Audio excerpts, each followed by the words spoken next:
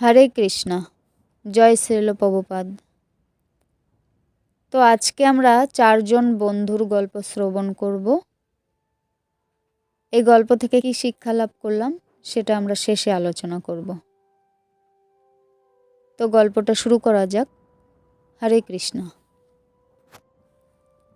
তো কলকাতায় 4জন বন্ধু থাকতেন। তারা যা করতেন একসাথে করতেন, পড়াশোনা, ঘোরাফেরা একসাথে করতেন। তো তারা একসময় ভাবলো যে জীবনে আনন্দ তো করেছে, কিন্তু এর থেকেও অনেক বেশি আনন্দ লাগবে তাদের, আরও অনেক এনজয় করবে তারা লাইফে। এখানে আর ভালো লাগছে না, কোথাও গিয়ে তারা আনন্দ করতে চায়, কোথাও গিয়ে তারা আনন্দ খুঁজতে চায়। তো তারা ভাবলো যে আমেরিকা যাবে, তো এই কারণে অনেক টাকার প্রয়োজন। তো তারা মনে করলো যে বেশ কিছু মাস ধরে তারা টাকা জমাবে, তারপর আমেরিকা যাবে আনন্দের খোঁজে। তখন তারা বেশ কিছু মাস ধরে টাকা জমালো, বেশ কিছু টাকা হলো। তারপরে তারা খুব কষ্টে 4জনে ভিসা পেল আমেরিকা যাবার, এবং ফাইনালি তারা আমেরিকা গেলেন।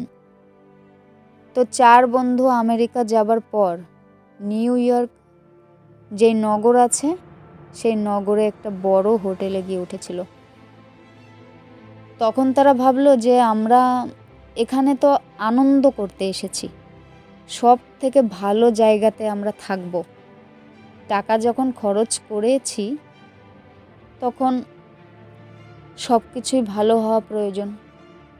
তো এটা মনে করে তারা গগনচুম্বী অট্টালিকাতে 100 তলাতে একটা ফ্ল্যাট নিয়েছে।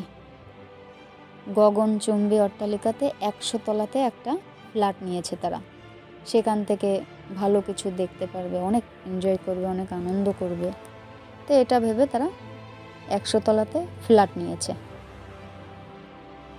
তো তারা সেই ফ্ল্যাট নিয়ে সেখানে 4জন আছে, আনন্দেই আছে।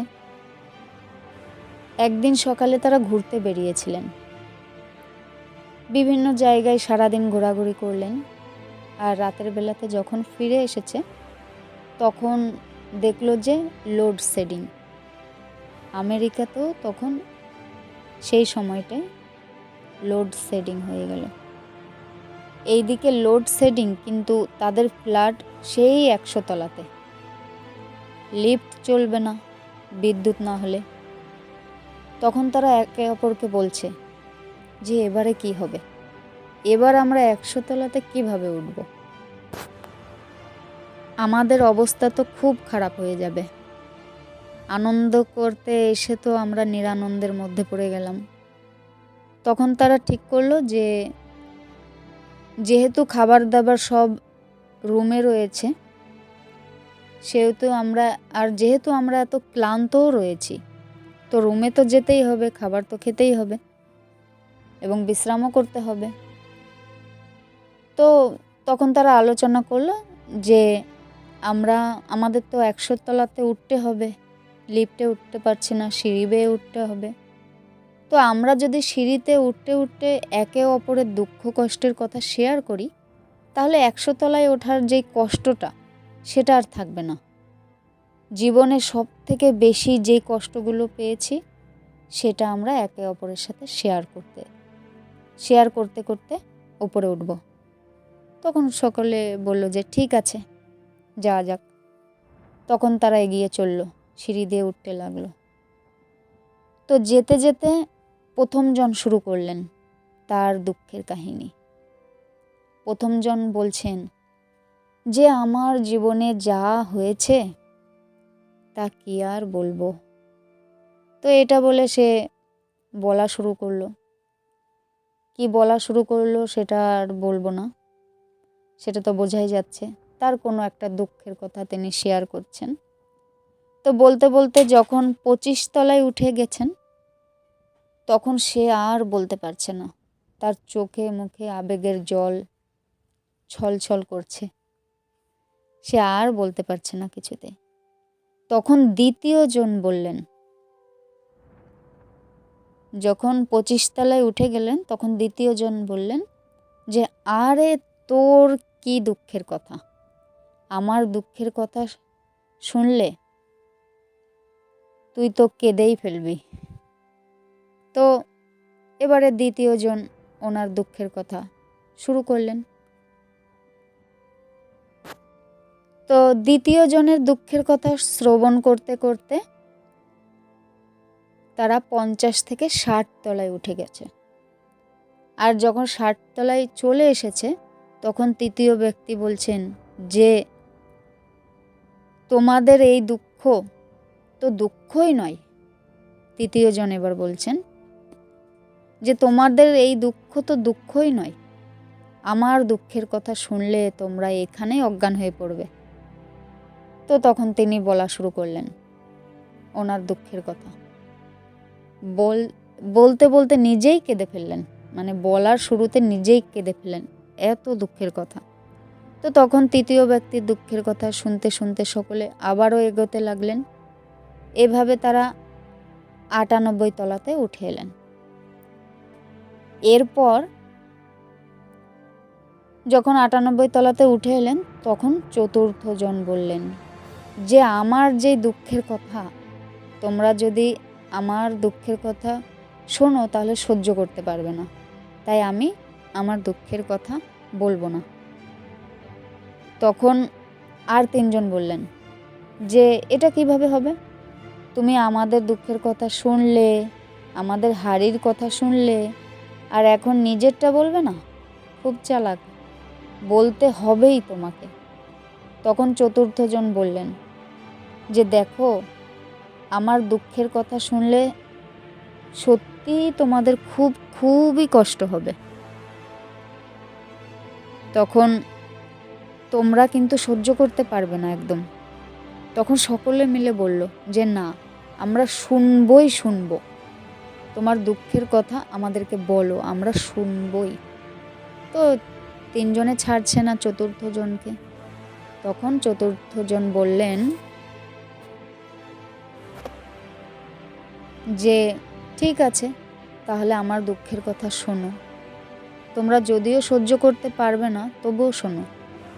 তখন চতুর্থ জন বললেন যে, আমাদের ফ্ল্যাটের চাবিটা সেটা আমি ভুল করে 1 তলাতে ফেলে চলে এসেছি। হে গোবিন্দ! যখন এই কথাটা সকলে শুনলেন তখন তারা প্রায় 99 তলায় চলে এসেছে। তো এটা শুনে বাকি 3 জন সেখানেই বসে পড়েছে এবং মাথায় হাত। তো এই গল্পটা বলার কারণ এটাই যে, এই জগতে প্রত্যেক মানুষই আনন্দ খোঁজে, আমরা সকলেই আনন্দ খুঁজছি।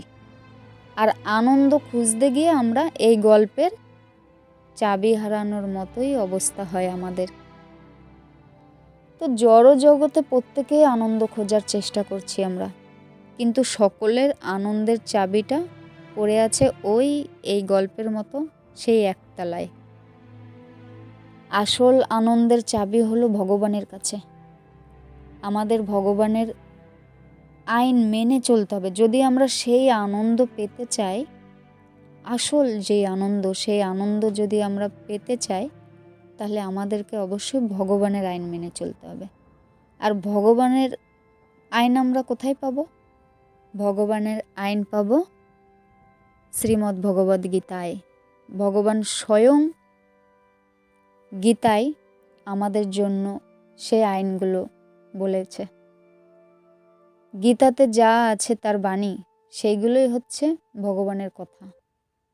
ভগবান আমাদেরকে নির্দেশ দিচ্ছেন যে আমরা কিভাবে চলবো, কিভাবে আমরা চললে আমাদের সমস্যা হবে না, আমরা আনন্দে থাকতে পারবো। কিন্তু আমরা তো গীতা পড়ি না, গীতা ফেলে রেখে দিই। গীতা আমরা ঘরে ফেলে রেখে দিলে তো হবে না, আমরা বুঝতে পারবো না যে ভগবান কি বলেছে। তো গীতা এনে প্রথমে সেটা পড়তে হবে এবং বুঝতে হবে এবং গীতার বাণীগুলো মানতে হবে। আমরা যদি না মানি তাহলে আমরা উপলব্ধি করতে পারবো না, সে আনন্দটা পাবো না। এখন আমি আপনাদেরকে বললাম বা আমাদেরকে কেউ বলল যে আমাদের গাছে না খুব সুন্দর আম হয়েছে, খুব সুন্দর টেস্টি। ও বলছে কিন্তু আমরা সেই উপলব্ধিটা করতে পারছি না, আমরা জাস্ট শুনছি। কিন্তু যখন আমরা সেই আমটা খাবো নিজেরা, তখন আমরা বুঝতে পারবো যে ওটা কত স্বাদের। তো সেরকম আমরা গীতা এনে ফেলে রাখলাম ঘরে, কোনোদিন পড়লামই না, আর গীতার বাণীগুলো মানলামও না, তাহলে আমরা কি করে আনন্দ পাবো? তো আসল আনন্দ পাবার জন্য আমাদেরকে গীতা পড়তে হবে এবং গীতাতে ভগবান যেইভাবে বলেছে সেইভাবে চলতে হবে, তবেই আমরা আসল আনন্দ পাবো। তো এই ছিল আজকের গল্প। যদি গল্পটা ভালো লেগে থাকে তাহলে অবশ্যই শেয়ার করবেন এবং সাবস্ক্রাইব করে পাশে থাকবেন। হরে কৃষ্ণ। জয় শ্রীল প্রভুপাদ।